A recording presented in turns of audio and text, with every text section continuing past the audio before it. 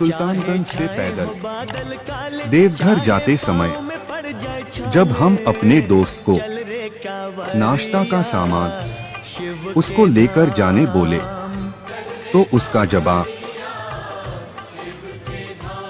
ये अपन कुछ नहीं करने वाला है क्या? जो कुछ भी करने का तुम लोगों को करने का है। अपन सारी टेक्निक बताएगा। हरामी हो। बात तो सही है।